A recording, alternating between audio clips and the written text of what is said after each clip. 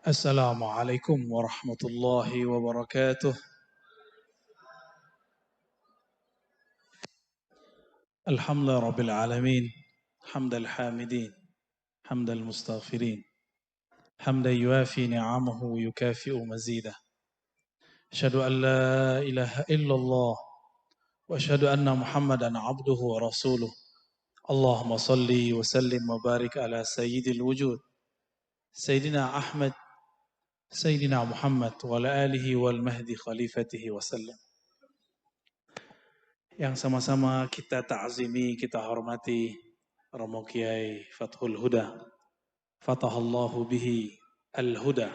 Amin ya rabbal alamin.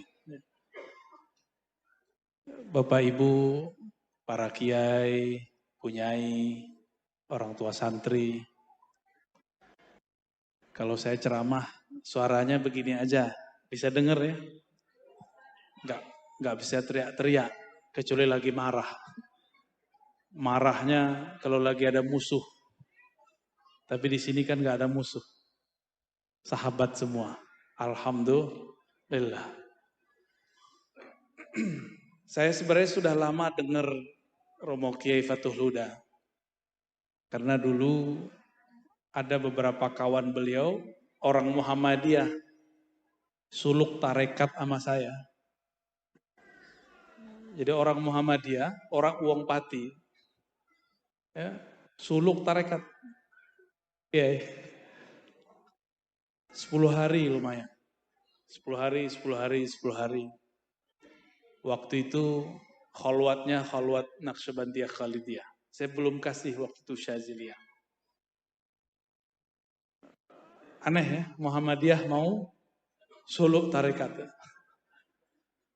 Saya tidak usah sebut nama beliau ya. Barangkali Pak Kiai Fathul Huda sudah paham. Orang Cempaka Putih ya.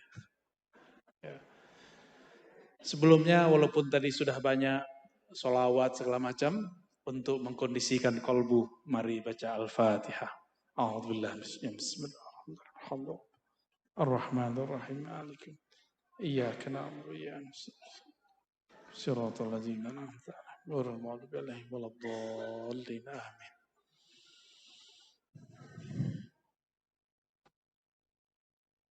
Di dalam surat Asy-Syams Allah bersumpah, yang sumpahnya itu membuat kita hari ini menikmati siang, malam, termasuk badan ini. Dimulai dari bersumpah dengan matahari, wasyamsi. Dengan cahaya matahari Allah bersumpah. Sumpah itu hanya boleh dengan Allah. Lalu kenapa Allah bersumpah dengan matahari? Karena matahari itu adalah salah satu mahakarya Allah Subhanahu wa ta'ala. Lalu di tengah ayat, nah ini pendek cerita, Allah kemudian bersumpah, dan pasti ini penting. Wa nafsi wa ma sawwaha. Ini berkaitan dengan slogan Ma'had ini insyaallah.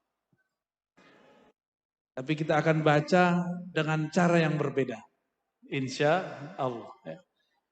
Allah bersumpah, wa nafsi wa ma sawwaha. Demi jiwa. Dan apa yang telah Allah sempurnakan kepadanya jiwa. Apa yang Allah sempurnakan pada jiwa?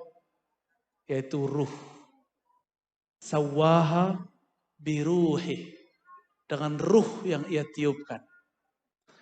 Maka dalam tubuh kita ini, Bapak Ibu, tubuh ini dan jiwa di dalamnya, Allah pernah bersumpah. Maka jangan main-main dengan sumpah Allah. Itu sebabnya siapa yang membunuh, menyakiti satu jiwa, itu sama dengan membunuh semua jiwa. Karena Allah telah bersumpah dengannya. Ya. Wa nafsiu wa ma sawwaha. Sawwaha, Allah sempurnakan ia dengan ruh. Maka tiada ruh, tiadalah kolbu, tiada hati. Tiada hati, tiadalah manusia. Maka dia cuma binatang semata. Ya. Maka saya suka sekali itu jargonnya. Bergerak dengan hati. Karena hati itu pergerakannya mesti lewat ruh. Wama sawwaha. Ya. Berarti waw ini kan waw atof. Allah bersumpah dengan apa yang ia tiupkan. Berarti Allah bersumpah dengan ruhnya juga. Lalu baru ada kalimat, ini kalimat penting. Bahwa ternyata semua orang bisa berdialog dengan Allah. Ini ayatnya. Fa'alhamaha fujuraha wa taqwaha. Pelan-pelan arti ayatnya. Fa'alhamaha. Maka Allah Ta'ala mengilhamkan. Apa arti ilham? Apa arti ilham? Ilham sama dengan wahyu. Ikhbarun sari'un. Pengkhabaran yang cepat kilat. Terus, apa yang Allah kabarkan? Bahwa di dalam jiwa, fa'alhamaha fujuraha. Di dalam jiwa ada sisi fujur, keji. Ingkar, maksiat, ada di dalam jiwa saya, jiwa Bapak Ibu sama. Walaupun saya didaulat jadi penceramah, bukan berarti saya selamat, sama. Apalagi Bapak Ibu sama. Maka kita nggak boleh jijik dengan orang maksiat. Karena kita juga bermaksiat. Fa'alhamaha. Allah kabarkan. Bukan Allah mengajarkan, ini salah. Jadi ada orang menerjemahkan Allah lah yang menyuruh orang untuk fujur, itu iblis yang menerjemah. Allah cuma kasih tahu di dalam jiwamu, ini pakai ha, fa'alhamaha, hanya ke nafs bukan ke ruh. Dan Allah ilhamkan, beritahukan kepada kita setiap saat ini, detik per detik. Bahwa di dalam jiwa ada fujur, ada kedurhakaan, ada kekejian, ada keburukan, ada semuanya yang buruk-buruk. Itu namanya fujur. Lalu apa lagi? Fa'alhamaha fujuraha wa taqwaha. Waw di sini bisa artinya ma'iyah, bisa berarti waw atof biasa. Bersamaan dengan ada di dalamnya takwa. Nah, takwa itu bahasa Arab artinya menjaga. Menjaga supaya si fujur nggak keluar. Ya, wiqayah. Takwa bermakna wiqayah. Menjaga supaya fujur tidak nyebar. Supaya fujur ini tidak menjadi berbahaya. Nah, ini ayatnya seperti itu. Kita potong dulu ayatnya. Ternyata dulu sebelum kita dicipta di sini, si jiwa ini dicelupkan oleh Allah Ta'ala ke dalam bi'ruz zulumat atau bi'ruz syahawat. Jadi Bapak Ibu, kita sama. Jiwa ini sebelum ditiupkan, dia sudah direndam dulu oleh Allah Ta'ala dalam sumur kegelapan. Itulah yang disebut fujur. Jadi kalau ngikutin ayat disebut bi'rul fujur. Di dalammu ada kekejian. Maka coba aja rasakan. Dalam taat pun kita bisa ria. Tapi nggak usah khawatir. Dalam maksiat pun masih ada kesadaran. Benar gak? Kalau orang maksiat pengen sadar gak? Banyak orang maksiat pengen sadar. Maka saya mengartikan waw itu waw ma'iyah. Bersamaan. Ya, fa'alhamaha fujuraha ma'at taqwa. Ya, ma'at taqwaha. Itu barengan terus.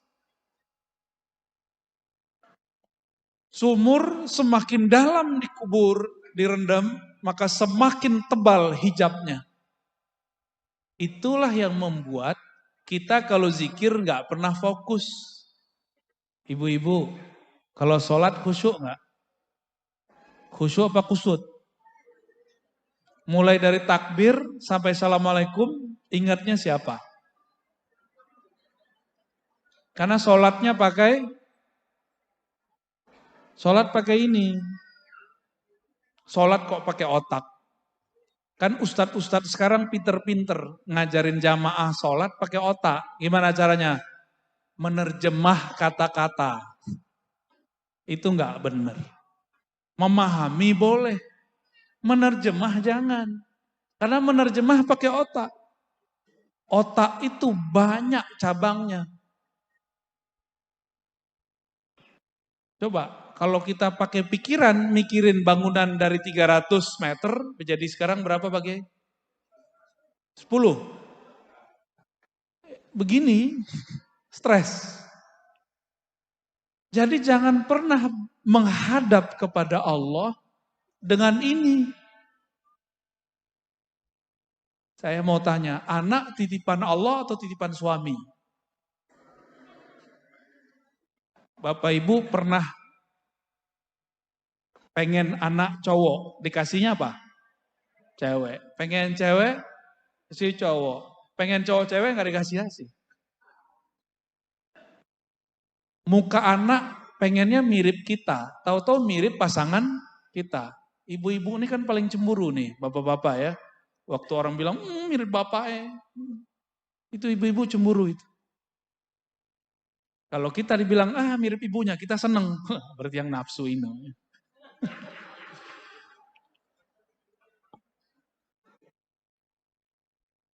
Kita, walaupun secara zahir yang membuat anak, tapi pada hakikatnya kita nggak kuasa terhadap anak. Ya nggak kuasa. Ya.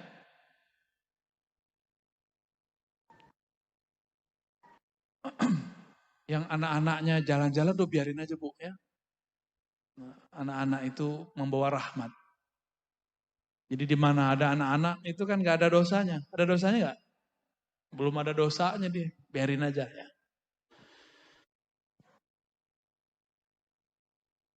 Kalimat fa'alhamaha ini ada sir di situ, ada rahasia.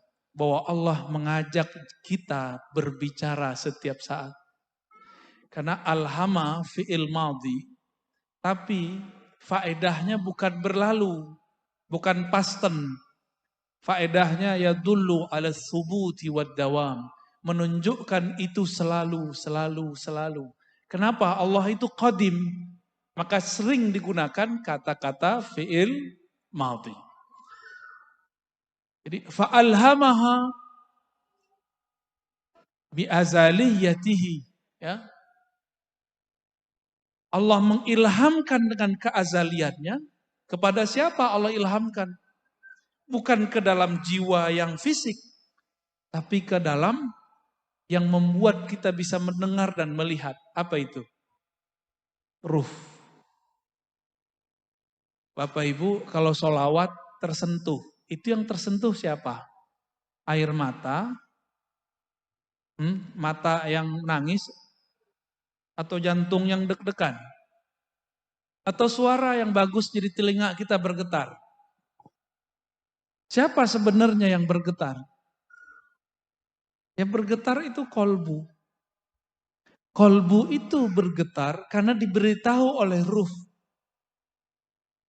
Karena tempat ilham bukan kolbu. Kolbu tempat Allah memandang. Innallaha yanzuru ila qulubikum. Allah memandang ke dalam kolbumu. Jadi mohon maaf nih Bapak Ibu. Perasaan merasa lebih kaya dari orang di samping itu sudah bahaya.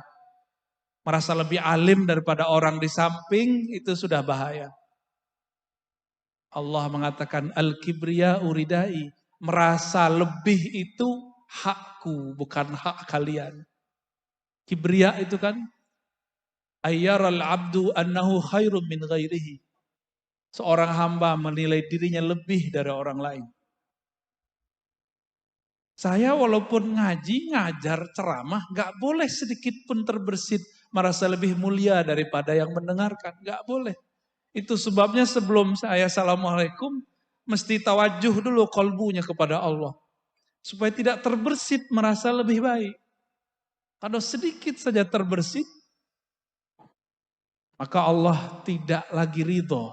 Karena Allah pandang kolbu, Allah nggak pandang saya baca ayat.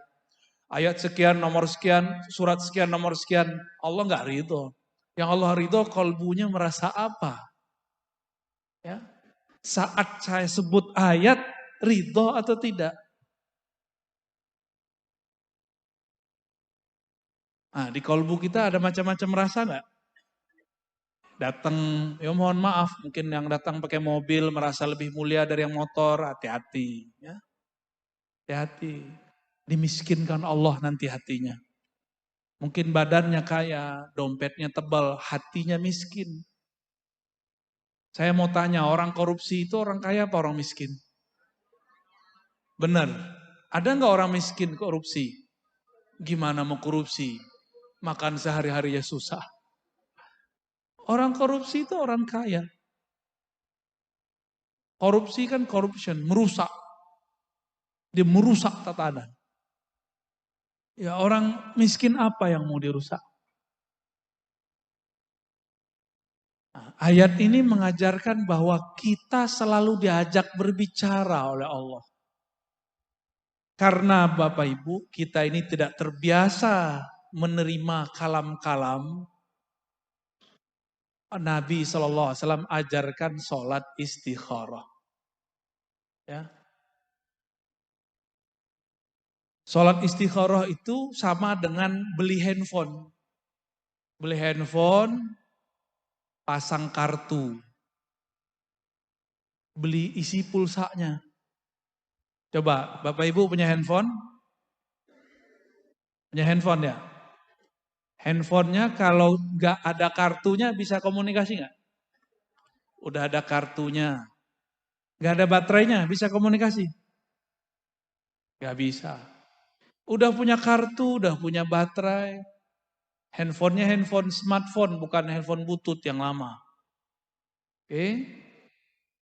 Tapi tidak punya akun, namanya email. Bisa nggak download? Tahu download? Ngambil aplikasi. Nggak bisa. Maksudnya apa? Kalau seorang hamba, dia tidak kenal dirinya, lalu dengan cara apa dia mengambil ilmu Allah? Maka dia harus kenal dirinya. Allah itu gaib atau nyata? Hmm?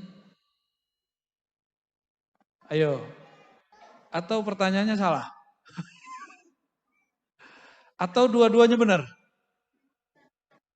Allah itu gaib iya, nyata iya.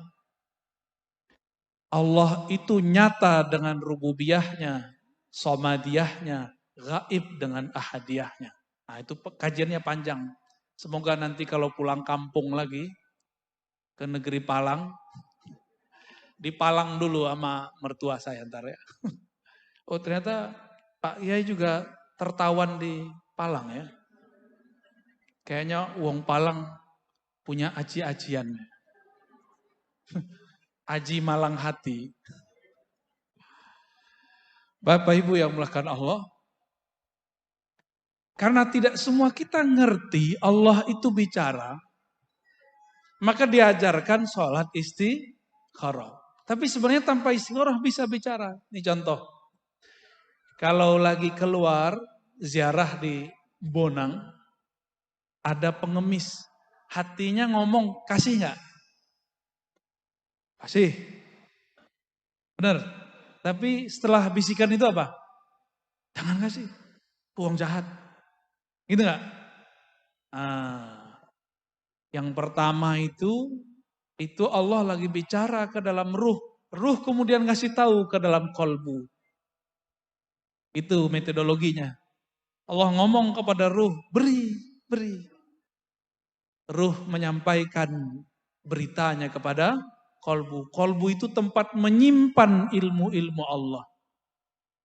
Di kolbu itu ada banyak lagi struktur-strukturnya. Seperti bangunan ini ada ruangan tamu, ada ruang aula, ada perpus.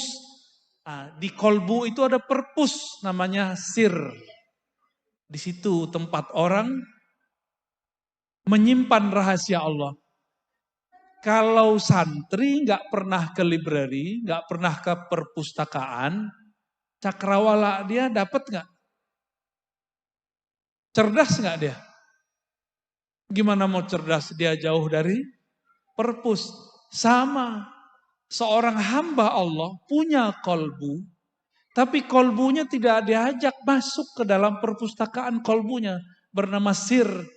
Maka ilmunya cuma yang tertulis, yang dibaca. Disitulah banyak kiai-kiai ilmunya mentok. Berhenti. Bingung. Habis ini apa lagi? Karena dia tidak diajak mengenali cara masuk perpus. Kalau ada yang bukan siswa, santri, masuk perpus, diizinkan nggak? Ada pegawai library nggak nih? Maktabah, ada. Diizinkan nggak? Kalau nggak punya ID card?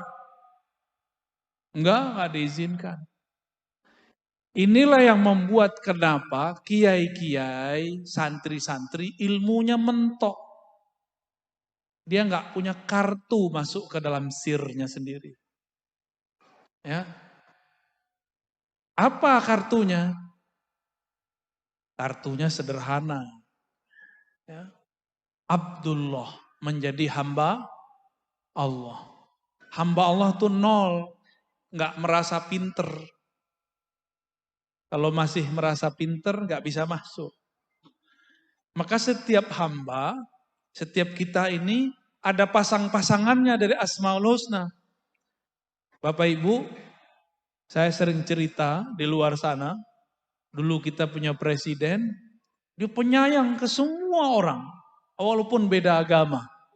Namanya siapa? Gus Dur. Nama beliau siapa? Abdurrahman Wahid. Orang Jawa ini kan pengen ngeringkes ya. Abdur, Gus Dur. Kenapa tidak Abdurrahman, Gusman gitu ya. Lucu ya, nggak pas ya. Pasnya Gus Dur. Gus Dur itu namanya Abdurrahman. Rahman itu kasih sayang Allah tidak terbatas.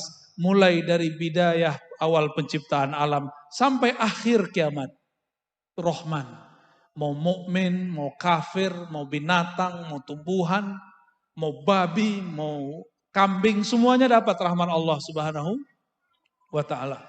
Maka seorang hamba yang datang kepada Allah dengan rasa rahman, dia pasti punya karakter mencintai semua makhluk. Kita ini kan jangankan sama non muslim, beda NU Muhammadiyah aja udah gak terima. Ya, bener. Percuma orang NU punya kiai kayak Gus Dur. Kok masih benci sama beda kelompok. Kalau wilayah keluar dari lor itu apa namanya yang ke arah Palang itu. Oh, itu kalau ini Masjid Muhammadiyah, Masjid NU, kayaknya udah beda agama aja. Biasa aja lah. Ya. Berarti kolbunya belum rohmaniyah. Baru nama Rahman belum tembus. Gimana mau dapat ilmu laduni? Mau wiridan 1000 tahun gak akan tembus. Orang wiridan itu pengen sakti, pengen kasyaf. Tapi satu nama belum tembus, gimana mau tembus nama yang lain? Ya, maka kunci menjadi Abdurrahman, membuang semua kebencian kepada siapapun makhluk. Menyayangi orang taat, begitu juga sayang kepada orang yang terjebak maksiat.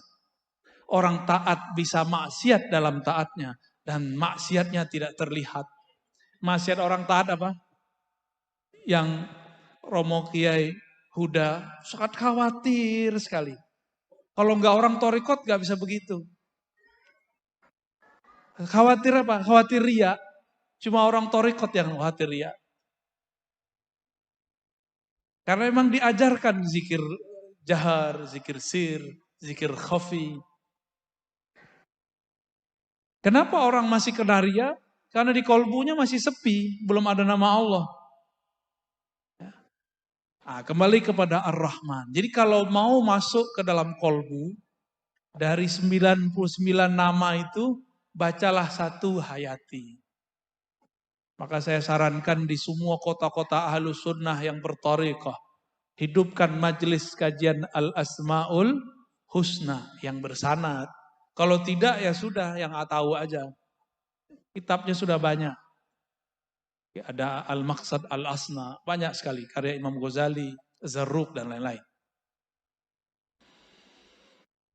Baru Allah mengatakan, qad aflaha man zakkaha wa qad khaba man dassaha.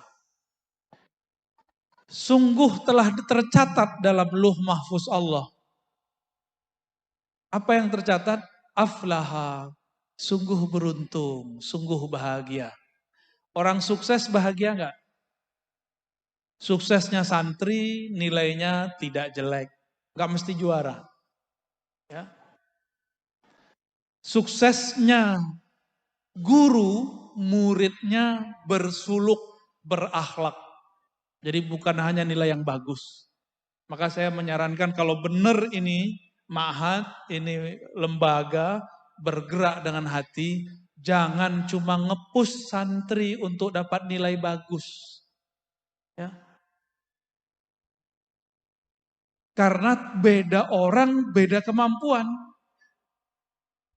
Maka di pesantren kami di Darussunnah, mohon maaf bukan membandingkan.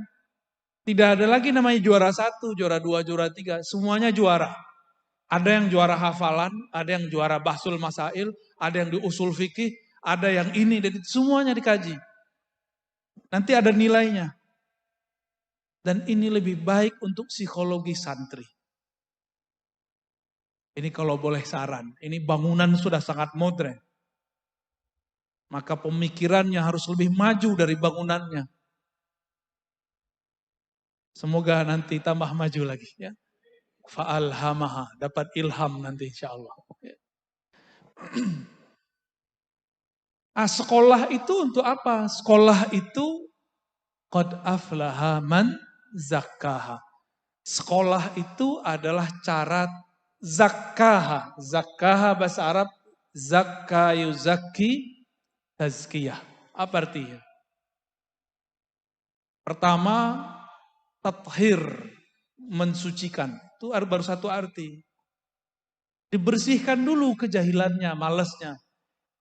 Ibu-ibu kuat nggak didik anak di rumah? Satu aja, melarang mereka megang smartphone main game, bisa nggak? Bisa? Yakin? Nggak yakin saya. Melarang anak nonton, bisa nggak? Nggak bisa. Jangankan Bapak Ibu, saya punya anak, saya nggak sanggup melarang dia terus-terusan main game, nonton. Nggak sanggup. Terus gimana? Berarti ada kecanduan dia main game. Ini ciri-ciri anak kecanduan main game. Kalau dia kalah dia teriak. Atau dia bete. Gitu. Mulai kayak bad mood. Gak seneng bawaannya. Teriak-teriak. Atau kesel. Tiba-tiba dia marah sama saudaranya. Kesel sama bapak ibunya. Berarti udah kecanduan. Itu harus diobati. Harus ditazkiyah. Cara membersihkannya di sini. Di ma'had. Tinggal di sini asramanya apik ya pakai ya. Biasanya kan pesantren numpuk-numpuk. Numpuk 7 orang. Satu lapis 10, 70, satu kamar. Ya nggak mungkin. Maka bahaya. Pesantren-pesantren yang numpuk satu jenis bahaya. Rentan homoseksual. Rentan homoseksual. Maka kamar mandi jangan gede-gede Pak Kiai. Kamar mandi kecil apa gede? Dikecilin. Bahaya nanti pada masuk berdua. Tapi saya lihat tadi ada siswa, gurunya perempuan. Nah itu lumayan. Itu lumayan mengobati. Wow, perempuan wedok. Wedok cantik begini ya. Minimal dia ada interaksi. Ada orang dia nggak homoseksual, tapi kecanduan bokep. Jadi dia nggak bisa, udah kawin aja nggak bisa ngapa-ngapain, karena harus nonton. Udah kecanduan di sini. Itu harus ditazkiyah. Dan nggak bisa langsung. Kecanduan nonton porno lebih berbahaya dari narkoba. Orang kalau narkoba maka dikurangi, dicari kecanduan lain. Dosisnya dikurang-kurangi. Kalau ada orang kecanduan porno, ini gawat. Itu harus diterapi. Harus ada film lain yang tidak porno, tapi tetap nonton. Maka anak-anak ini mohon maaf, harus juga ada waktu nontonnya. Kalau nggak diam-diam nanti dia curi-curi nonton yang bening-bening, kan gawat. Ya. Ini harus ditazkiyah, harus dibersihkan. Jadi kita nggak boleh benci, jangan dikeluarin. Ada ketahuan nih, santri nonton porno, jangan dikeluarin. Harus dididik. Karena bisa jadi gurunya juga kecanduan. Ya. Setelah dibersihkan, tazkiyah itu makna keduanya adalah tanmiyah. Jadi tadi tathir. Yang kedua maknanya an-nama. Jadi az-zaka artinya an-nama, maka tanmiyah. Apa arti tanmiyah? Ditumbuhkan.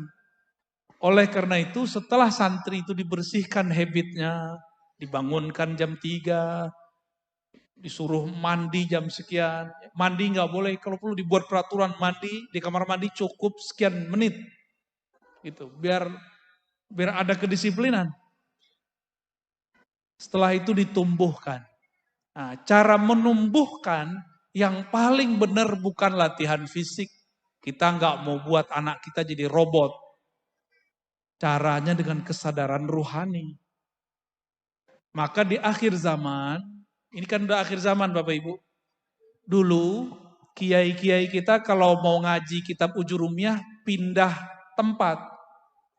Mau ngaji ilmu alat ke pesantren A. Ntar mau ngaji fikih ke pesantren B. Seperti dulu Imam Syafi'i. Imam Syafi'i sudah belajar di Mekah, pindah ke Madinah, pindah ke Baghdad, pindah ke Yaman. Sekarang guru-gurunya sudah ada di satu pesantren. Sudah mudah. Orang-orang di luar pesantren hari ini mengatakan, nggak perlu nyantri, saya bisa download. Sekarang di luar sudah begitu, kok masih ada guru kolot? Ya, gimana guru kolot? Mendahulukan latihan fisik daripada latihan ruhani. Ruhani dulu yang dilatih. Ruhani itu latihannya ilmu. Jadi dibikin sadar ini murid. Bukan dihukum, itu torikoh lama. Di sini nggak ada yang dipukul ya. Nggak ada. Kalau kita kan dulu biasa dipukul.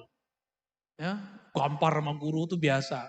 Sekarang orang tua kalau ada anaknya disakiti lapor ke polisi. Benar Ibu? Itu orang tua ambil aja anaknya bawa pulang. Ya. Ngapain gurunya kok dilaporin? Itu nggak benar. Di Bogor, di Jakarta ada guru masuk penjara. Cuma karena gurunya melihat muridnya ini nggak benar, dia sedang tazkiyah, tathir, membersihkan ini anak. Dipukul. Tapi yang kemudian disalahpahami. Masuk penjara. Kasihan. Mohon maaf nih Bapak Ibu orang tua santri. Karena orang tua santri ini kayak lebih ngerti daripada guru. Ngatur-ngatur guru, ngatur-ngatur sekolah. Mohon maaf ya. Saya juga guru jadi saya ngerti. Untung saya nggak kepala sekolah. Nggak kepala madrasah. Saya ngomong ke teman saya kepala madrasah, kepala ma'had. Yai, kalau aku di posisi kamu, aku pulangkan anaknya itu. Jadi ada orang tua cerewet aja. Nah, saya berharap yang hadir ini bukan yang cerewet. Seharusnya sekolah tuh begini, seharusnya sekolah tuh begini. Buat sekolah sendiri aja Pak. Ya. Buat sekolah sendiri bawa anaknya pulang. Tapi itu kan bukan bir Rahman dan Rahim. Itu bil, apa tuh? Bil Qahar, bil Jabbar, bil Muntaqim. Syukurnya Allah tidak memulai ayat-ayat di Quran dengan nama-nama Qahar, Jabbar, Muntaqim. Untungnya Allah mulai dengan Rahman dan Rahim. Akhirnya kita maafin juga orang tua wali yang sok tahu. Ya. Usul boleh tapi jangan menggurui. Ya. Ini guru-guru ini udah tiap hari dia berhadapan dengan masalah itu. Oh saya punya sekolah, itu kan sekolah Bapak Ibu. Mereka punya sistem sendiri. Ya. Kalau saya biasanya membiasakan diri untuk menahan. Ya. Kita menilai ini lebih baik menurut kita tahan dulu. Siapa tahu di situ sudah ada manhaj sendiri. Bapak Ibu yang bukan Allah, ini yang paling penting. Qad aflaha man zakkaha. Masalahnya apa? Untungnya pengasuhnya ini orang thariqah. Kata guru saya, asy-syaikhu ruhul ma'had. Syekh itu ruhnya ma'had. Kalau syekhnya, kiainya banyak wirid, warid turun. Itu thariqat lama. Kalau thariqat baru, karena warid turunlah kita bisa berwirid. Jadi kita bisa wirid, bisa wiridan, karena ada anugerah dari Allah. Dalilnya apa? Sering doa ini enggak Bapak Ibu? Allahumma a'inni ala zikrika. Coba diterjemahkan. Allahumma. Ya Allah. A'inni. Bantulah aku. Ala zikrika. Untuk berzikir mengingat engkau. Coba. Lafaz zikir apa? Subhanallah. Alhamdulillah. Allah Akbar. Ya, semua itu. Setiap kali lisan ini sanggup membaca la ilaha illallah, subhanallah. Berarti Allah sedang membantu. Bantuan itu yang disebut warid. Bantuan itu disebut warid. Apa arti warid? Sesuatu yang datang dari Allah. Ya, maka kita nggak boleh GR. Kalau saya nggak zikir nih, pesantren ini pasti kesurupan. Gitu. Jangan sombong. Habis itu ente kesurupan. Ya. Kalau saya nggak sholawat nih, pesantren ini panas. Jangan begitu. Ya. Dalam Sahih Bukhari, para sahabat berkalam, laula anta ya Rabb ma tadaina, wala sallaina, wala zakkaina. Ya Allah, kalau bukan karena Engkau yang membantu kami tidak akan dapat hidayah, tidak mampu sholat, tidak mampu puasa, tidak mampu zakat, tidak mampu zikir. Jadi kita bisa zikir karena Allah yang gerakkan. Itulah makna fazkuruni azkurkum. Sebut aku sebut engkau. Saya sering nanya, duluan mana yang nyebut? Kita apa Allah? Sebutlah aku sebut engkau. Duluan siapa yang nyebut? Allah ngomong, hai hambaku, sebut aku, fazkuruni, azkurkum. Pasti aku sebut-sebut namamu.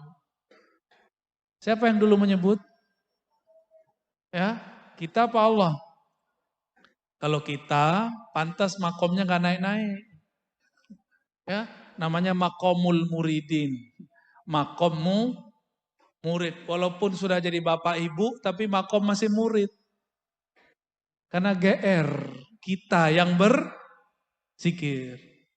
Saya mau tanya lagi Bapak Ibu, adakah di tubuh kita, di alam semesta ini, sesuatu yang bergerak tanpa izin Allah? Ada enggak? Ada enggak? Berarti kita kalau zikir, itu digerakkan Allah bukan? Jadi duluan siapa yang zikir? Allah. Jadi kalau kita berzikir, baca Yasin, baca apa, itu Allah lagi nyebut nama kita. Bukan kita yang menyebut nama Allah. Jadi kapan Allah ingat hambanya? Jika hambanya ingat Allah. Bolak-balik aja tuh. Tapi sebenarnya yang ingat itu hanyalah Allah. Allah lah yang mengingat dirinya sendiri lewat hambanya. Nah, jadi kalau kita bisa zikir, itu Allah lagi pinjam lidah tuh. Lidah kita yang hina ini dipinjam untuk mampu menyebut namanya. Karena banyak orang tinggal dekat masjid, nggak masuk masjid. Berarti badan dia nggak dipinjam oleh Allah. Nggak digerakkan oleh Allah. Tapi apakah dia masih meminjam, sedangkan tubuh ini milik dia juga. Ya. Qad aflaha man zakka. Ditumbuhkan, dipupuk. Maka memberi ikop tidak boleh terlalu keras. Memberi pujian juga tidak boleh terlalu keras. Ngirim santri untuk juara-juara gak mesti terlalu sering. Karena kalau santri sudah sering merasa juara, merasa pinter, ada perasaan jumawa dalam dirinya. Ini pesantren, ini sekolah, ini yang mengharumkan saya. Ya. Jangan terlalu sering memuji. Jangan juga terlalu parah dalam mencaci. Bodoh kalian, jangan terlalu sering begitu. Pinter kalian, jangan terlalu sering. Pupuk begitu, memupuk itu pelan-pelan. Ya, itu namanya tazkiyah. Kalau sudah dia tumbuh, berakar, berurat, maka dia akan tumbuh sendiri. Nggak perlu dikasih apa-apa lagi. Baru namanya insan kamil.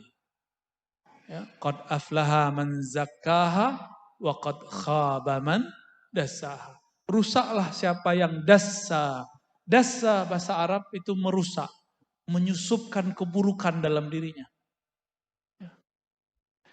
Bapak Ibu yang melekat Allah, terakhir yang mau saya sampaikan. Ada tanya jawab Pak Kiai? Dulu Nabi Shallallahu Alaihi Wasallam pernah berkisah. Apa kata beliau? Nanti di akhirat ada seseorang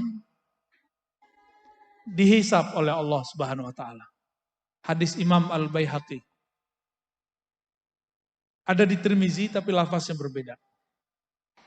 Ketika dihisap, keluarlah laporannya. Semua yang dia lakukan adalah dosa. Mulai dari dia remaja sampai dia meninggal semuanya dosa. Akhirnya malaikat azab turun. Mengikat orang ini lalu menyeretnya. Tapi ketika hampir mendekati pintu neraka, Allah bertitah, berkhitab. Apa kata Allah? Wahai malaikatku, sudahkah kalian memeriksa isi dadanya? Lalu kata mereka, belum ya Allah.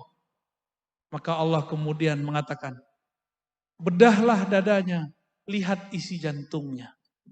Denyutnya mengeluarkan kalimah apa? Lalu dibedah dadanya, jantungnya dikeluarkan. Ternyata jantungnya mengeluarkan darah berbunyi lafaz Allah, Allah, Allah. Padahal dia maksiat sepanjang umurnya. Bunuh orang, berzina, korupsi, nyakitin orang. Semua ada sama dia. Gak ada. Cuma dia gak syirik. Dia tidak menyekutukan Allah. Di akhir hayat dia bertemu wali Allah, mengajarkan dia zikrullah. Zikirnya masuk ke dalam kolbunya. Idza dzukirallah wajilat qulubuhum. Jika disebut nama Allah, kolbunya bergetar. Itu kolbunya, sekali kolbu bergetar, dia akan selama-lamanya bergerak. Terus. Walaupun kita sudah nggak sadar pakai ini, tapi kolbu itu terus begini, menyebut nama Allah. Ternyata dia di masa hidupnya dulu pernah dibimbing zikrullah oleh gurunya. Kita sebut talqinuz zikr. Dan itu merasuk, nyatu dengan kolbu bergetar. Diambillah getaran kalimah Allah itu, ditimbang dengan semua dosanya.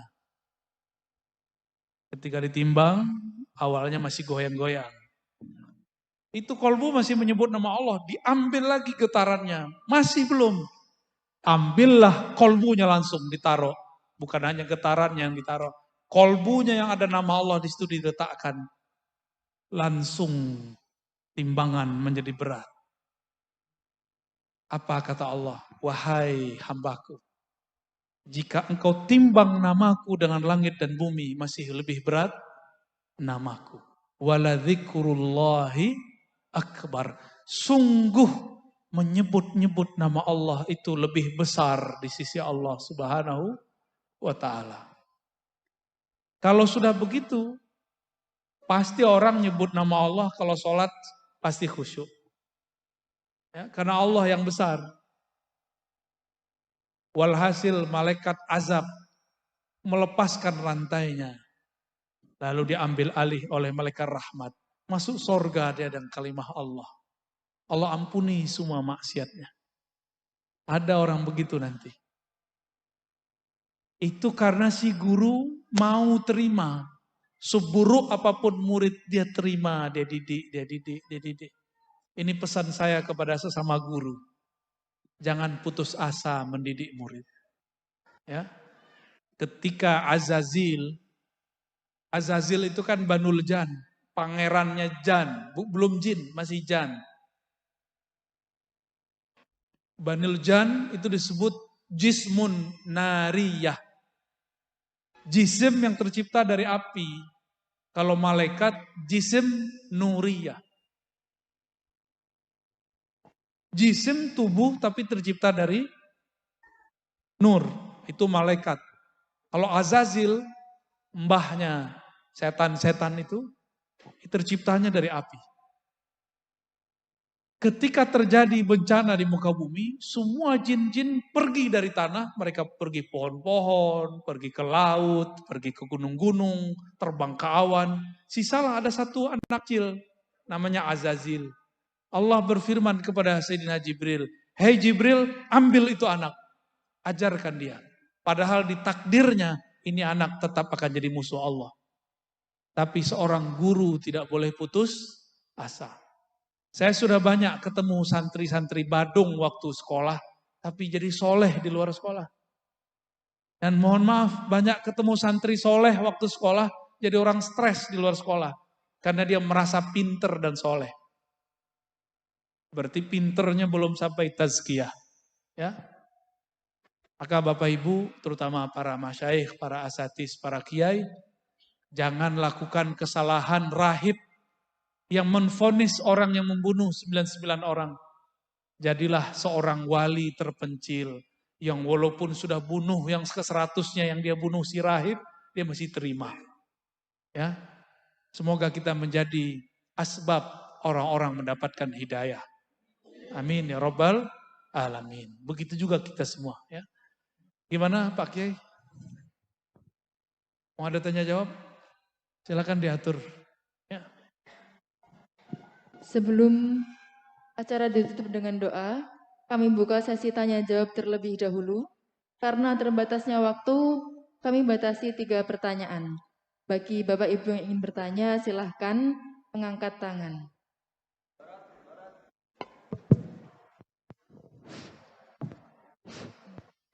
Oke, monggo Ustaz Sa'roni.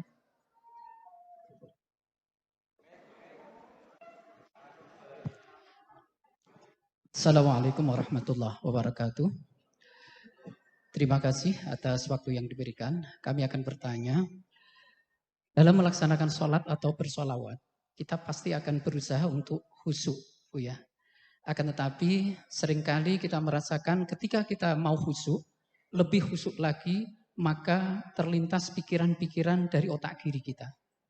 Yang menjadi pertanyaan adalah bagaimana caranya agar ketika kita bersolat atau bersolat dengan khusyuk itu tidak muncul terlintas pikiran-pikiran dari otak kiri kita. Sehingga otak kanan kita bisa maksimal dalam khusyuk kepada Allah Subhanahu wa ta'ala. Terima kasih. Assalamualaikum warahmatullahi wabarakatuh. Salam. Langsung aja ya. Sakit langsung dijawab. Takut lupa. Kalau tamu nggak kenal Romo Kiai Fathul Huda, beliau lagi pakai baju kaos, nggak pakai kopiah, pakai topi pet, dikira cleaning service. Paham? Nggak hormat. Tapi kalau kenal, mau pakai baju apa, hormat gak? Mungkin cleaning service-nya nggak kenal sama beliau. Jangan buang situ. Gitu. Bisa jadi begitu. Jadi hormat itu adalah salah satu sikap orang khusyuk. Karena khusyuk itu salah satu maknanya adalah takzim, hormat.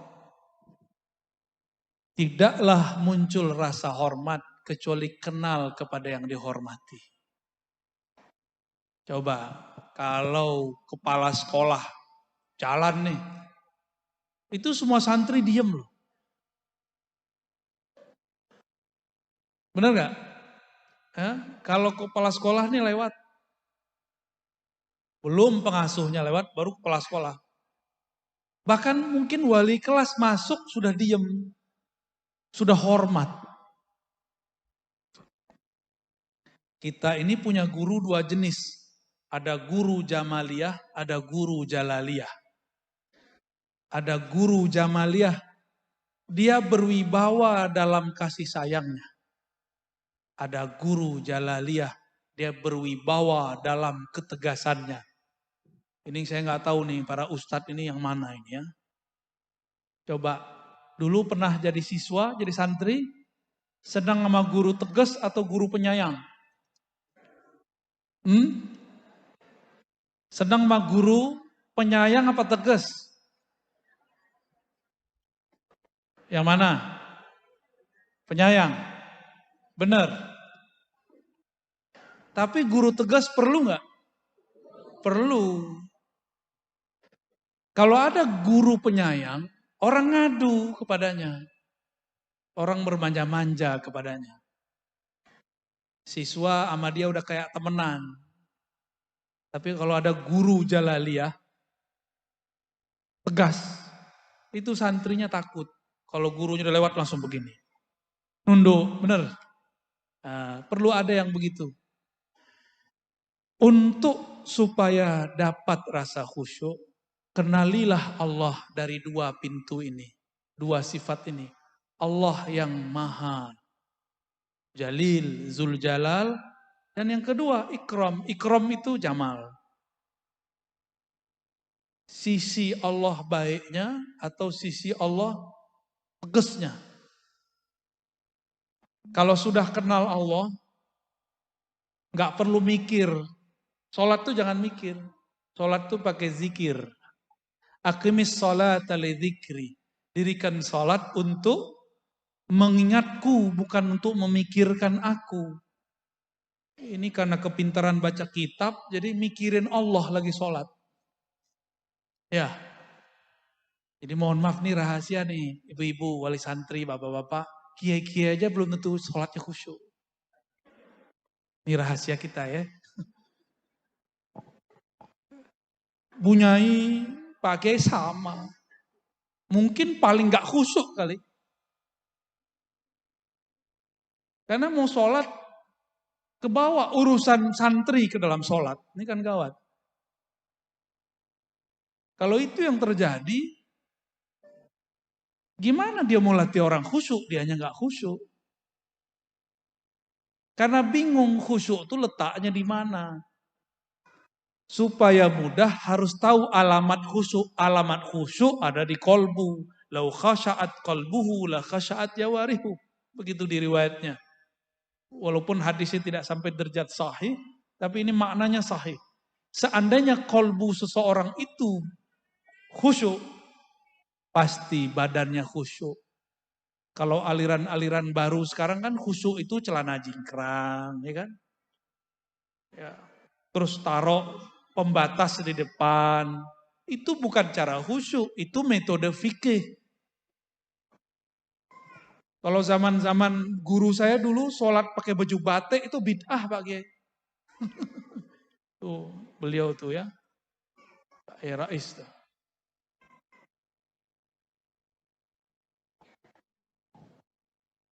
Apa hubungannya khusyuk dengan baju batik? Ada nggak? Nggak ada hubungannya. Di zaman Rasul, orang nggak biasa pakai baju yang banyak modelnya. Maka Nabi menghindarkan itu karena menghindari kemewahan. Beda bab. Ya. Saya mau tanya Bapak Ibu, sholat depan Ka'bah dengan sholat di Masjid Akbar ya namanya. Masjid Akbar di sini, Tuhannya sama nggak? Sama Tuhannya. Beneran? Jangan-jangan beda lagi Tuhannya. Kalau sama, kenapa rasanya beda?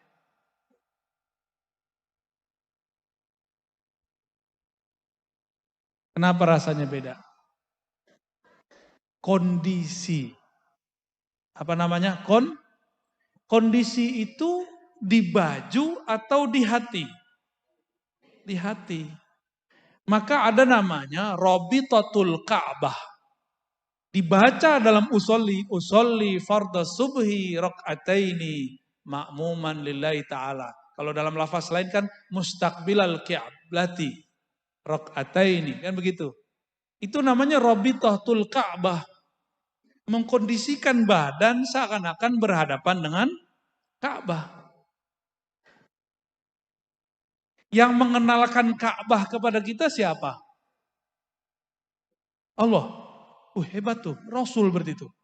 Langsung Allah yang mengenalkan. Guru. Karena yang mengenalkan guru sebelum ingat Ka'bah pasti terlintas wajah guru. Namanya Robitatul Mursyid. Robitoh kepada mursyid.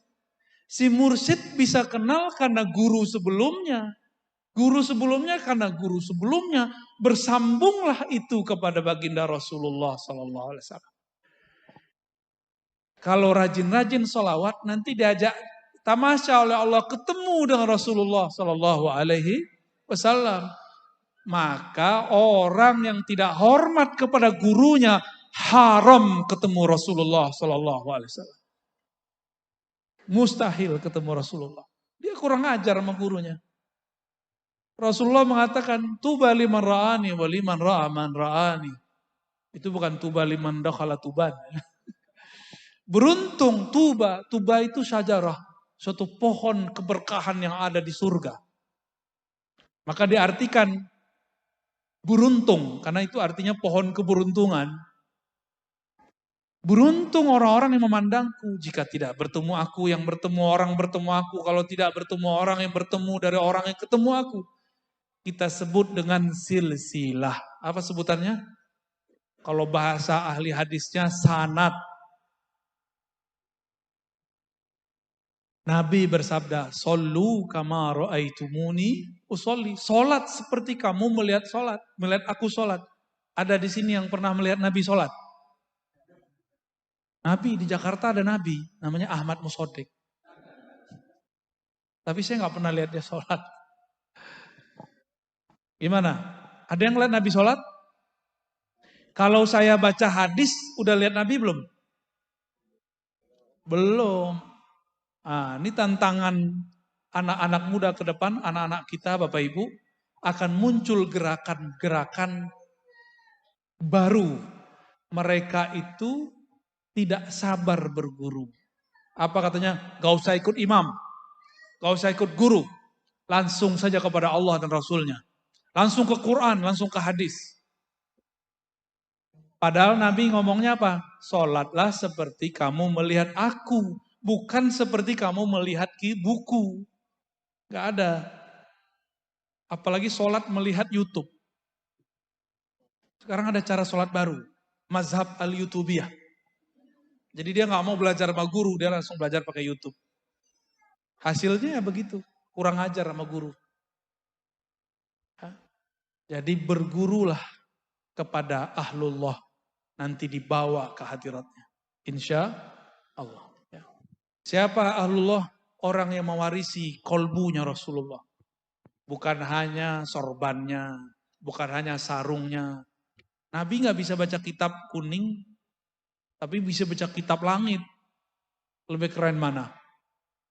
Ini ada kiai ngomong, Nabi itu ummi gak bisa baca kitab, tapi kayak merendahkan Nabi. Jangankan kitab itu, kitab yang di langit aja dibaca oleh Rasulullah. Ya. Kitab takdir kita aja dibaca Rasul. Lebih kurang gitu ya Ustaz ya. Wallahu a'lam bishawab. Assalamualaikum warahmatullahi wabarakatuh. Terima kasih yang kami hormati Abuya Ar-Razi Hashim. Kita sering melihat di YouTube ustadz-ustadz yang sering membid'ahkan, memusyrikkan dan mensyirikan ibadah kita, Ahlus Sunnah wal Jamaah. Itu secara masif. Dan efeknya saya pikir itu sangat berbahaya karena di luar Jawa kemarin, NTB kalau nggak salah, sampai ada pembakaran dan lain sebagainya. Ini kita mensikapinya seperti apa, Ustadz? Karena secara masif mereka terus-menerus membid'ahkan dan bahkan mengkafirkan kita. Bagaimana kita menghadapi atau mengkanter mereka-mereka Ustadz yang ada di YouTube? Terima kasih. Assalamualaikum warahmatullahi wabarakatuh. Assalamualaikum warahmatullahi wabarakatuh. Karena YouTube ini bisa didengerin siapa aja, di mana aja, maka kita harus ada di YouTube. Kalau TV kan gak bisa dibawa kemana-mana, kegedean. Ya, YouTube bisa ditonton di mana aja, sebelum tidur. Bahkan ada yang jadi pengantar tidur ya.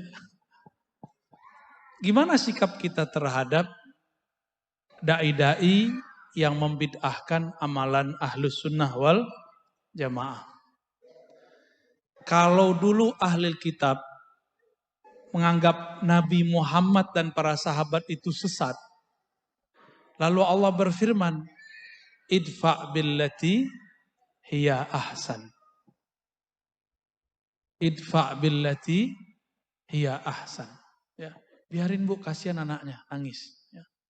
Saya juga punya anak, jadi saya tahu perasaannya. Ya. Idfa' billati hiya ahsan.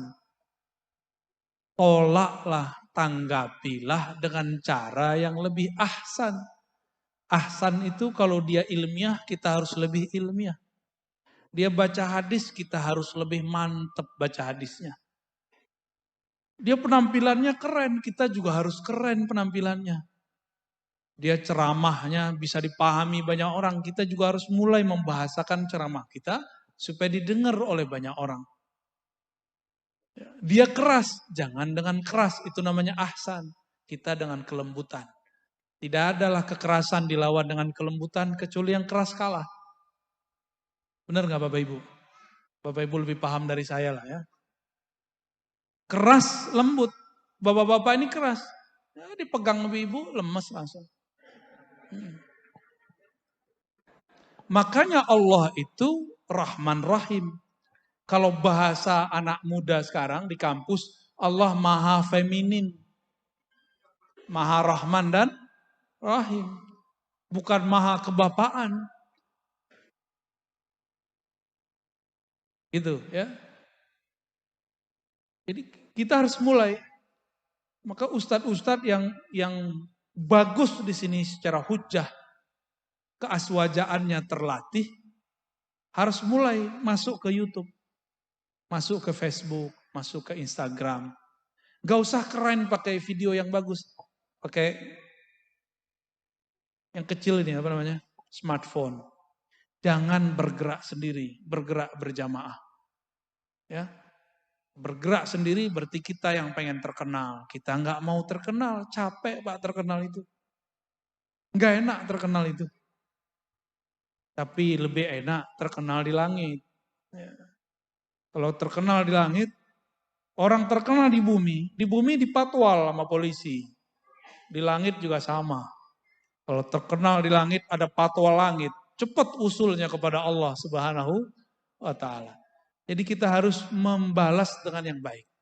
Sekarang mereka belum main fisik, Pak. Tapi nanti bakal ada masa mereka main fisik karena itu kabar dari Rasulullah Sallallahu Alaihi Wasallam. Suriah, tempat mantu beliau, Gus Syafiq, itu sudah main fisik, udah dor-doran. Irak sudah. Mesir gagal. Untung masih ada Al-Azhar. Apalagi Yaman udah masuk.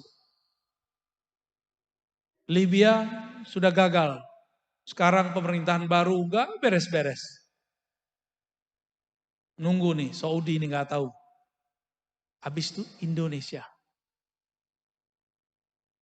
Indonesia habis itu. Jadi kita ini seharusnya beberapa tahun kemarin sebelum pandemi sudah perang. Target mereka udah begitu. Muslim bunuh Muslim. Cuma beda politik. Cuma beda 0. Alhamdulillah Allah masih sayang. Masih banyak wali Allah di negeri ini. Maka Bapak Ibu tetap kita doakan negeri ini supaya tetap aman. Sampai kapan wallahu a'lam. Karena ke depan sudah tambah berat, tambah berat, tambah berat, tambah berat.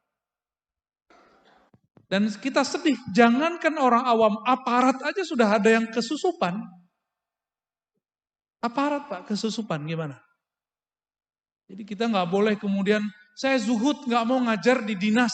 Harus ngajar Pak, harus masuk ke polisi, harus masuk ke tentara. Jangan sok-sok zuhud, udah begini zamannya.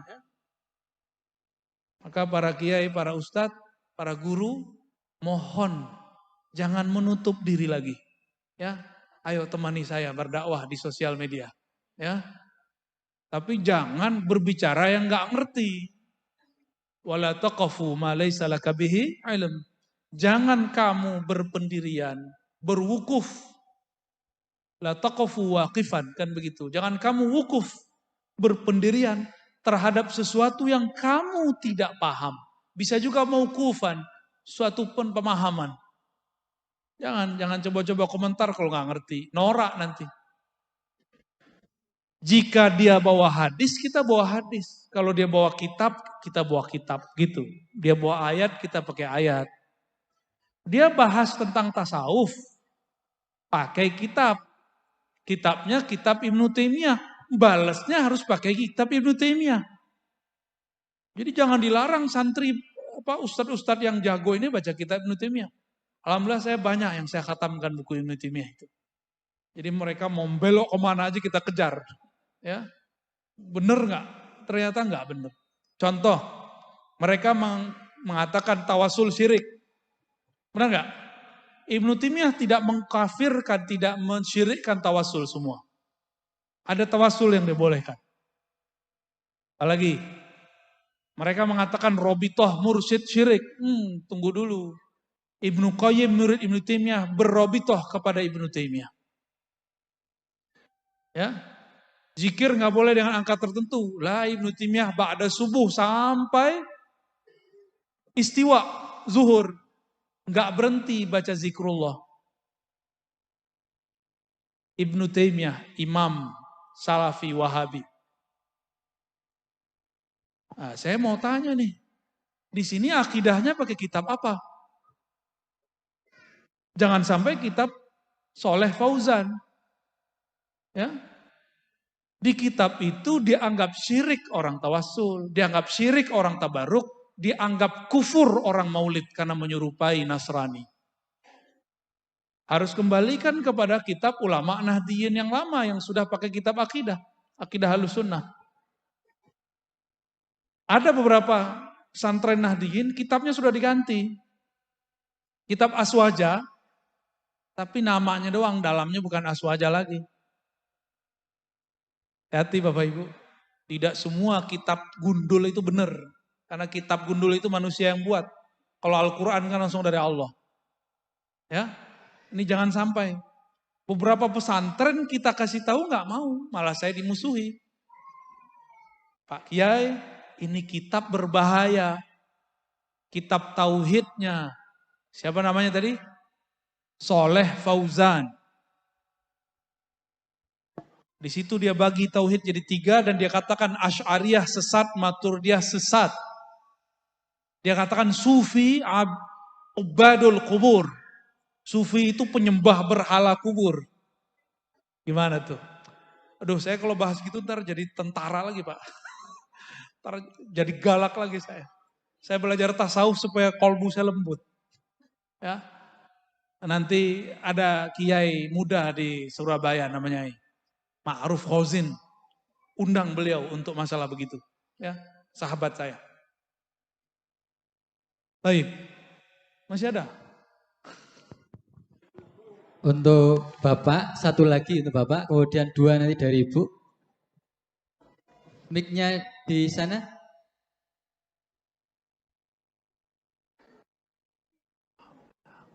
Ustaz, ini. Mohon nanti sebutkan nama sebelum bertanya.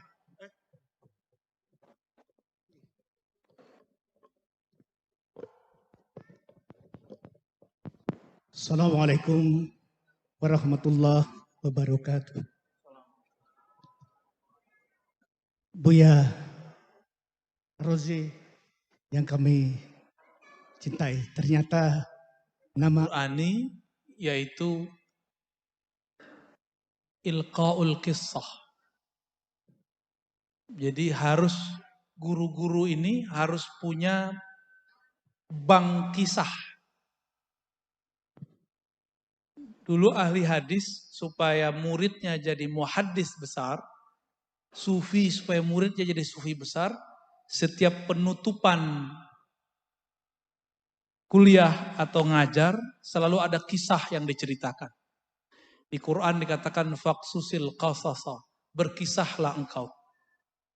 Karena itu cepat masuk. Kisah itu nggak perlu dihafal, cukup dinikmati.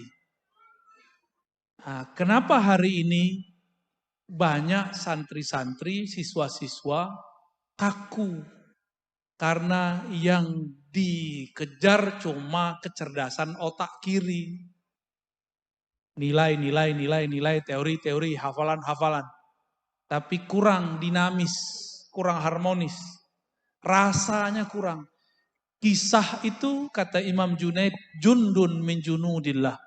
Maka tidak ada mursyid, tidak ada wakil talqin, tidak ada sufi, tidak ada ahli thariqah, kecuali dia mengajar pakai kisah dan analog. Kisah dan kias, analog. Jadi guru-guru ini harus di training untuk berkisah. Kalau kita berkisah nggak boleh abstrak, harus ada wujudnya.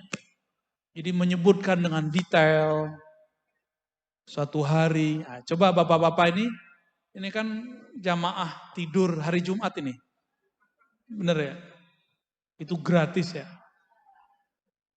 Kalau hari Jumat,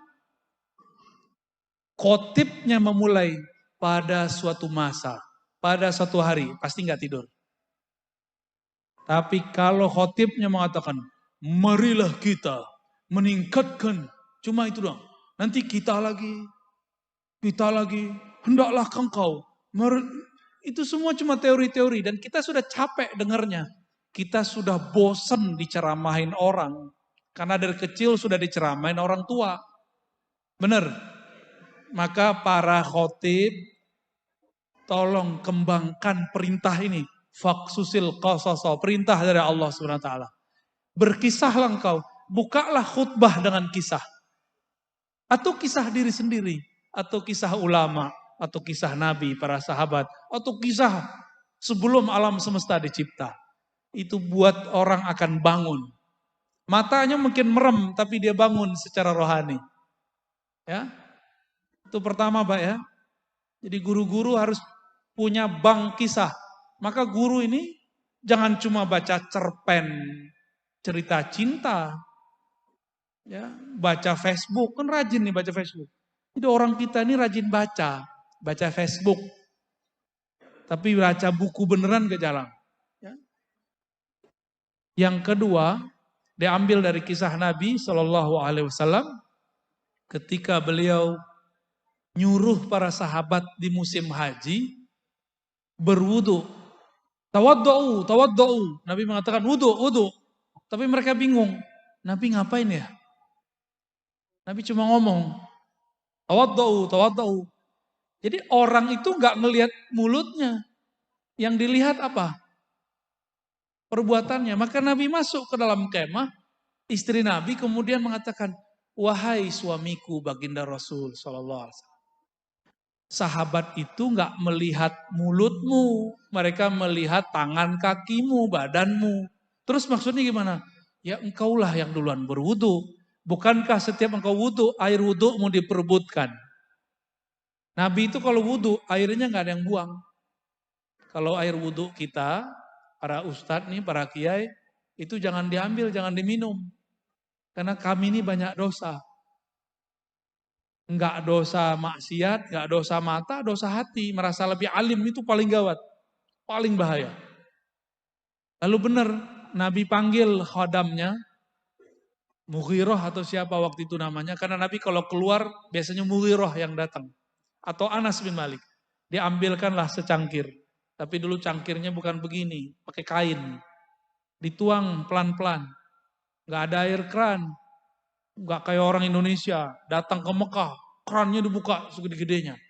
Itu air buang-buang, dia berwudu dengan syaitan.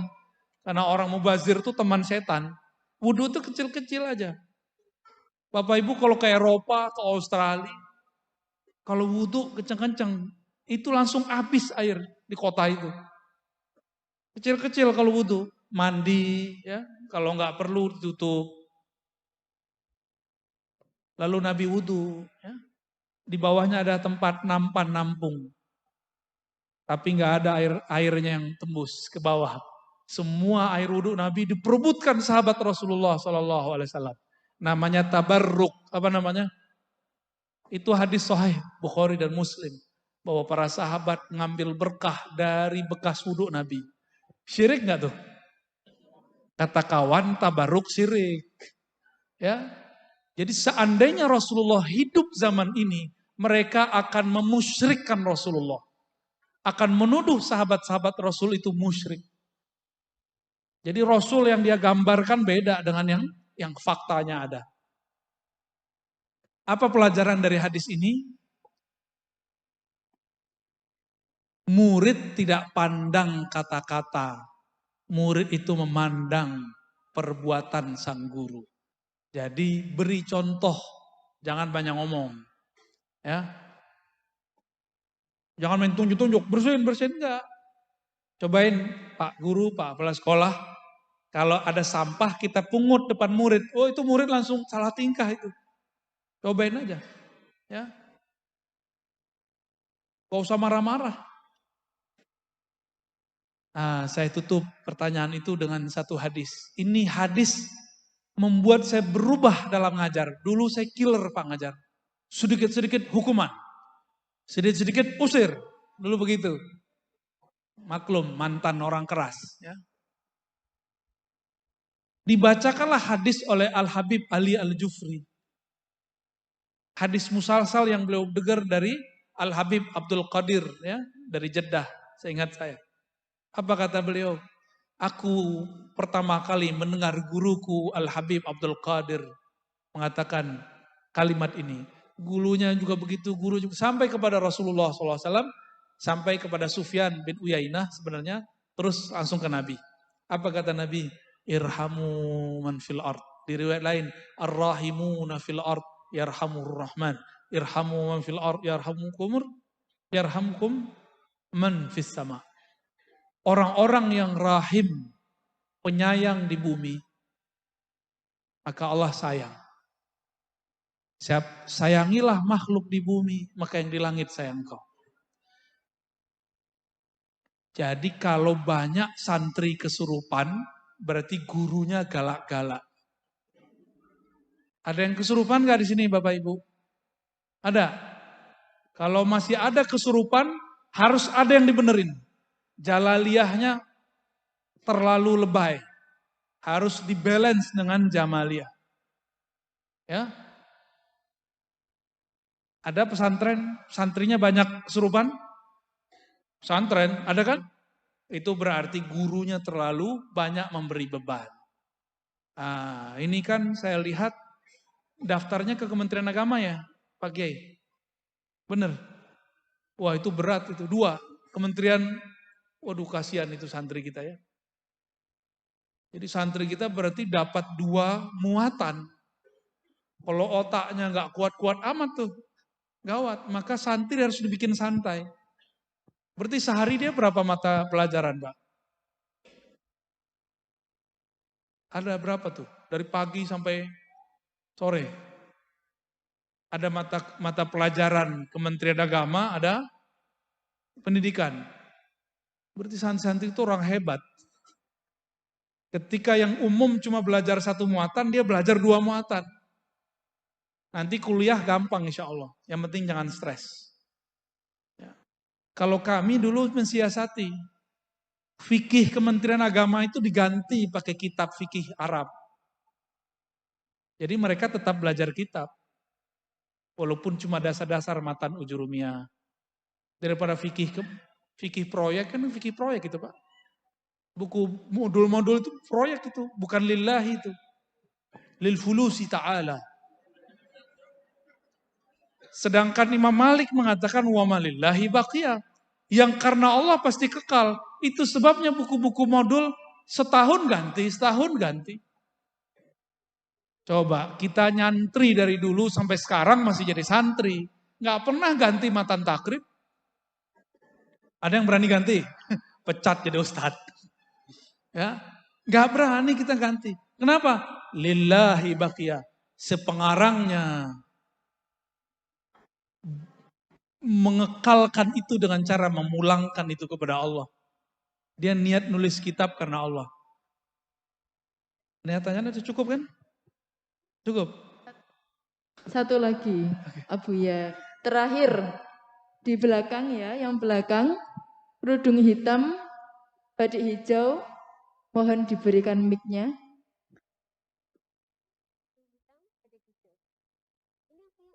Mic. Oh iya. Nggih. Mohon dipersingkat pertanyaannya. Assalamualaikum warahmatullahi wabarakatuh. Assalamualaikum. Terima kasih atas waktu yang diberikan. Yang ingin saya tanyakan terkait keistiqomahan. Kan istiqomah dalam hal kebaikan, walaupun sekecil apapun itu kan sangat berat, apalagi bagi saya yang masih awam. Nah dari sini apakah ada amalan khusus yang bisa mengikat keistiqomahan itu agar terasa ringan ketika dilakukan?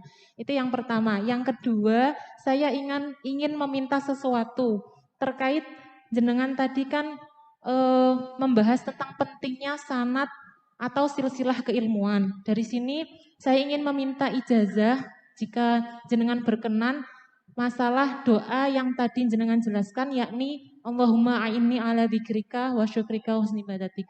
Terima kasih. Assalamualaikum warahmatullahi wabarakatuh. Assalamualaikum warahmatullahi wabarakatuh. Cara istiqomah ada amalannya enggak? Nah, ini pertanyaannya hampir di seluruh Indonesia sama. Jadi kita ini dari kecil diajarkan kalau mau begini amalnya ini. Itu thariqat lama, saya sebut itu thariqah qadimah, thariqat jadul.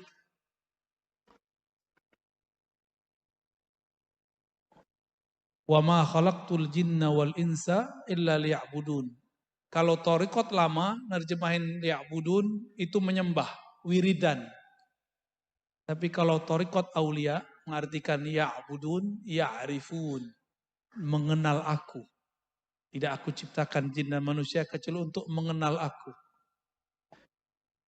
Kenapa guru-guru di sini mau ngajar? Mungkin karena niatnya benar ingin cetak murid. Atau yang kedua ingin menambah mencari ma'isyah penghidupan. Maka dia mau berangkat pagi pulang sore. Kenapa ada orang mau jadi PNS, mau jadi karyawan, mau jadi kontraktor, segala macam, pengusaha, dagang. Karena jelas yang dia tuju, yang dituju adalah kesejahteraan. Kalau PNS gajinya sekian per bulan, karyawan di akhir bulan. Maka dia mau bermacet ria, berangkat pagi, pulang sore, berangkat pagi, pulang sore. Udah bosan begitu masih terus istiqomah. Kenapa dia istiqomah? Berharap ada buahnya di akhir bulan. Namanya gaji. Ratib syahriyah, bahasa Arab. Paham analognya? Kenapa orang semangat kerja? Karena ada yang dituju. Dia tahu yang dituju dia namanya fulus. Ini sumber kesejahteraan dia. Maka dia mau bekerja siang bahkan malam. Kenapa ada orang istiqomah?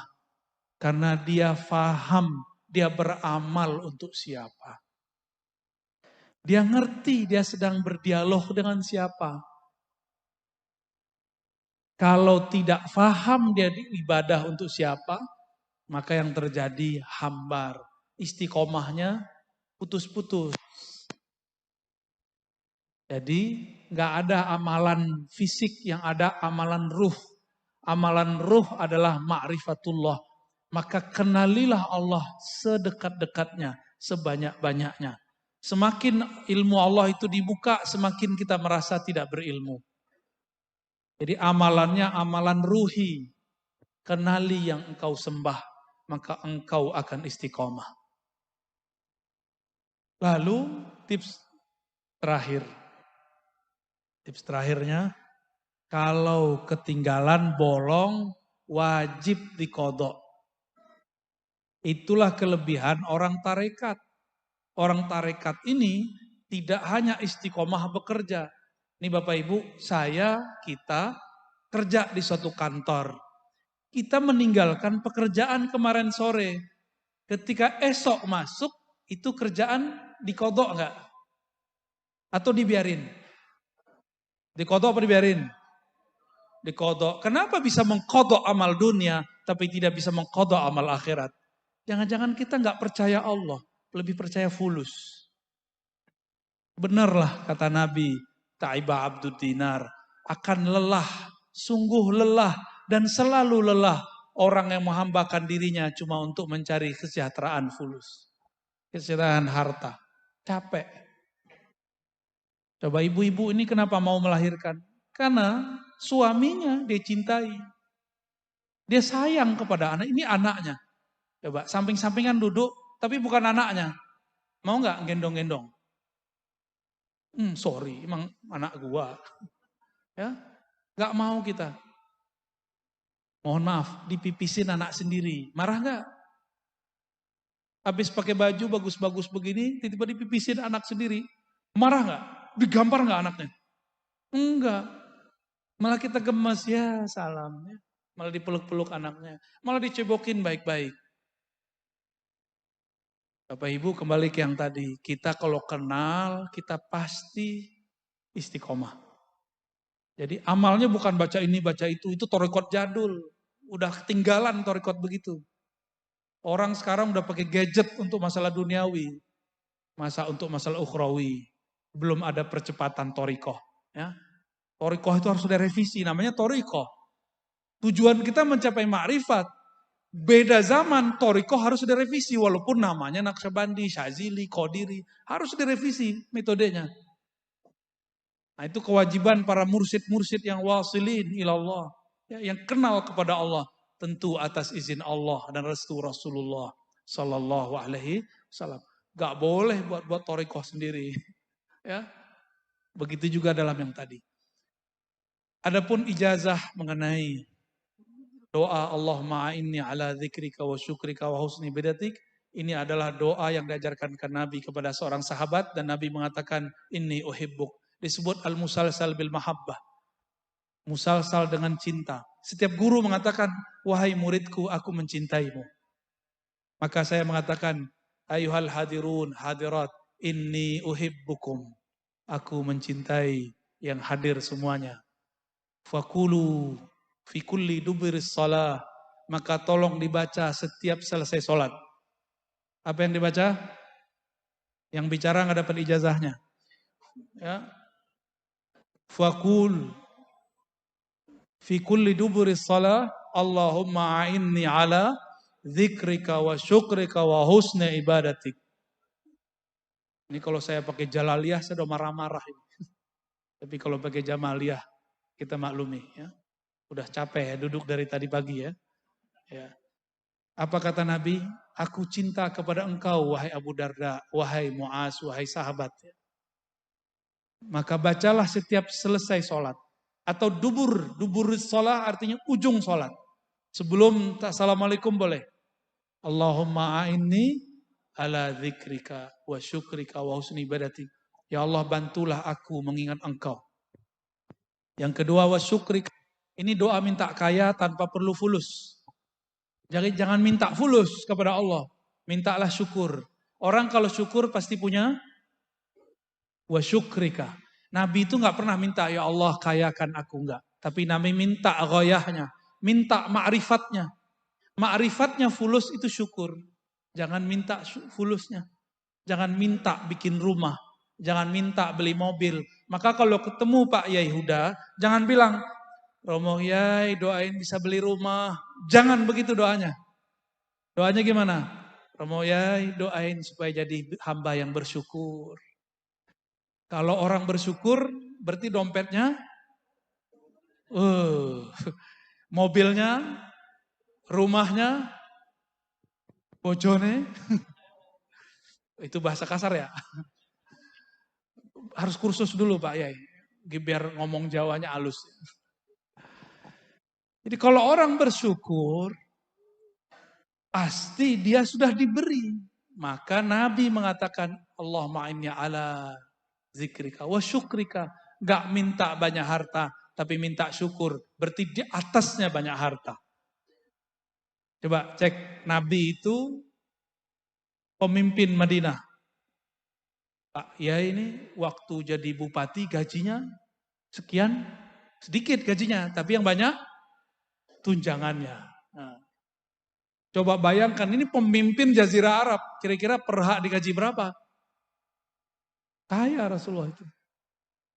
Jangan bayangkan Rasulullah itu miskin. Rasulullah itu direktur Baitul Mal. Sekarang kalau ada direktur Baznas, Bazda gimana? Gajinya di atas 20 juta minimal ya. Sama tunjangan-tunjangannya ya. Serius nih. Kalau enggak korupsi itu mereka kalau enggak gede gajinya.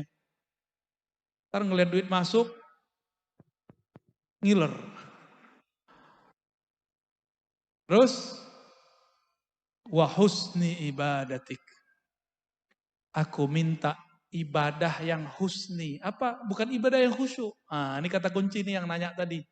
Jangan minta khusyuk, mintalah husni ibadatik. Husni ibadatik, usahanya disebut ihsan. Ihsan itu adalah amalan ruh.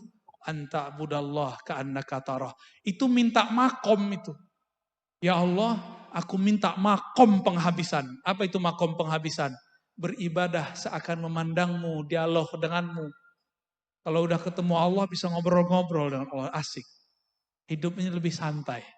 Ya, Insya Allah. Silakan diamalkan setiap selesai sholat dibaca 3 kali. Lalu ditutup Al-Fatihah. Insya Allah Allah antarkan kita ke sana.